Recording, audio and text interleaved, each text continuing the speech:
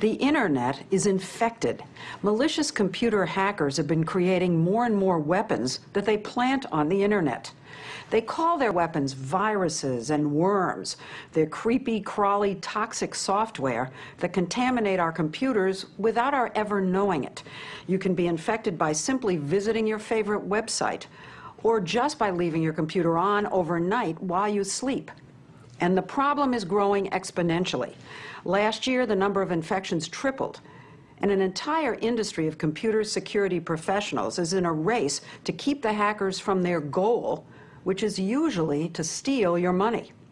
One of the most dangerous threats ever, a computer worm known as Conficker, is spreading through the internet right now. By some estimates, 10 million computers have been infected worldwide. At Symantec, the company that makes Norton antivirus software, engineers have been tracking Conficker since last November as it worms its way across the globe.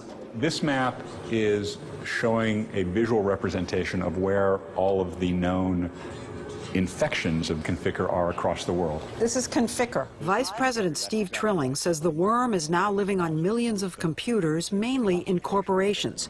So far, the bad guys who created it haven't triggered Conficker.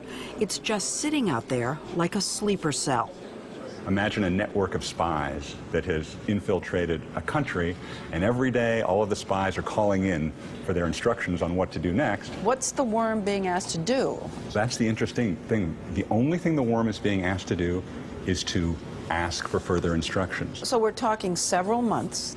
That's right. Several months, it's just been sitting there. That's exactly right. I don't know, I'm hearing Jaws music. It's that ominous because once the hackers issue instructions, Conficker could turn menacing in an instant.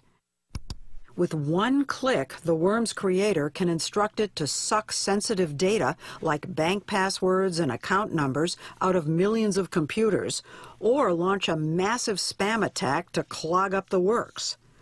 The newest targets of worms are social networking sites. Trilling showed us how it might work. So is this a real Facebook page? This is a real Facebook page. Oh, okay. And okay. We added your friend and colleague, Morley Safer. You can see down there in the left. He says a worm can crack into a Facebook account like Morley's and send a message to anyone on his friends list. We have a message from Morley. A message I'm sure to open since it comes from a trusted friend. Click there, it says, ha ha ha, check out this hilarious video of you. That's right. So, well, I would do that. I took the bait, and by clicking on the video link... Something looks a little off. Very off. Am I already infected just by that? You're already infected. That quickly? That quickly. As Trilling demonstrated on a second screen, the hacker owned me. From here on out, as we'll see, everything you do is going to show up on the hacker's machines.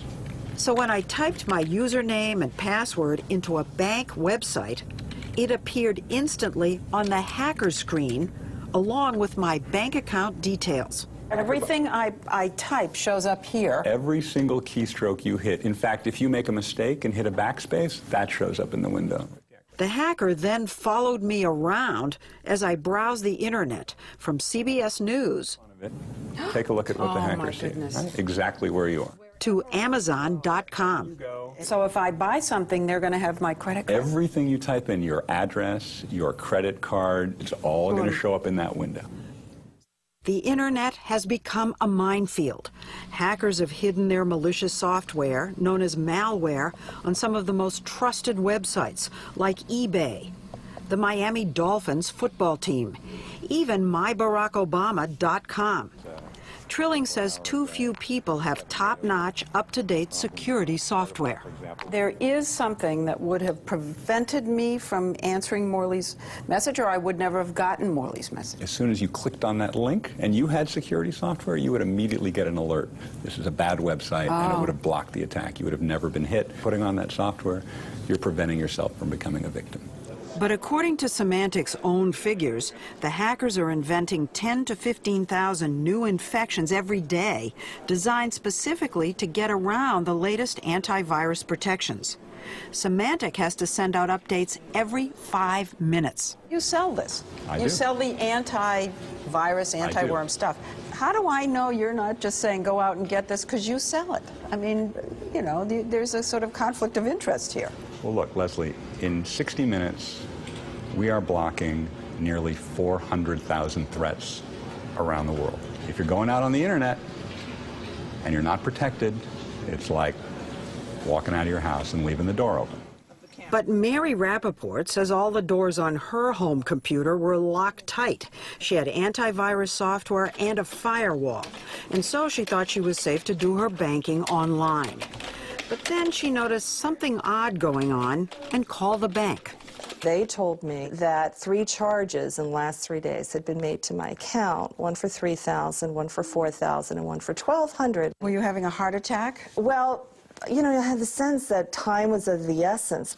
The bank replaced the stolen money and suggested that she merely change her password. That was to be the end of it. But the next day, she was checking her balance. And I saw $1,000 being moved from my son's savings account into my checking account. You saw it? Right before my eyes, I saw my money being moved. A hacker was trying to move all her money into one account, her checking account, to make it easier to transfer overseas. Luckily, the bank was able to freeze her accounts before she lost any more money.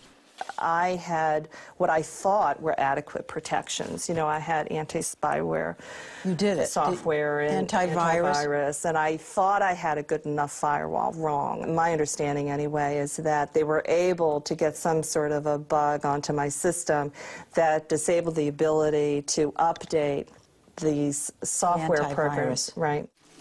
You guys, you want some popcorn? Mary suspects her teenage sons picked up the bug while downloading from music or game websites. But it could have come from any number of websites. So tell me what Google is actually doing. To deal with some of these big problems. Yes. Because Google's search engine is what most people use to surf the net, we went to talk to Vint Cerf, one of the founding fathers of the internet, and now a vice president at Google. The company itself says that 1 in every 100 Google searches brings up an infected site. People are blaming Google, because if you do the search, they say, you know, Google should be responsible if we get infected. I think now, you've heard that. I think I have heard that, and I think that's a very bizarre way of looking at things. Google's position is that it's not the policeman of the internet, but its engineers do scour the web and issue warnings about malicious infections or malware. If we happen to see what we believe is malware on that website, then when you go there, we will pop up a web page that says, we think we found malware on this site, maybe you don't want to go there. Now, I understand that if you go there anyway, Google sends you a second warning. Well, saying, are you serious? We just told you not to go there.